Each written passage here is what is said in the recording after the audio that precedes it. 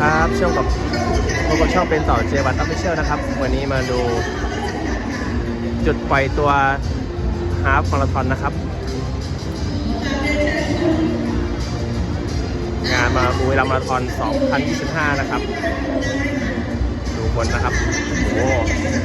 เกือบ 30,000 นะครับมารวมตัวกันที่นี่ครับสนามแข่งรถบุรีรัมย์อินเตอร์เนชั่นแนลเซอร์กิตนะครับ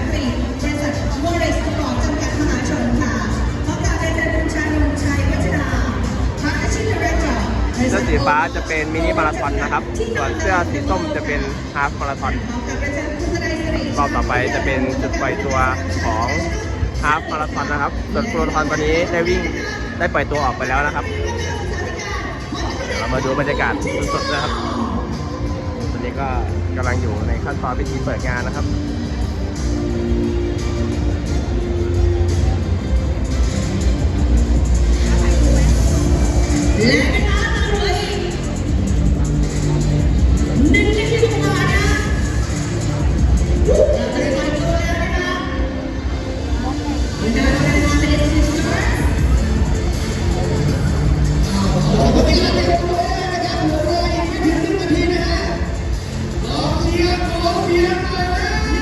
ส้มจะเป็นฮาล์ฟมาราธอนนะครับ21 กิโลครับผม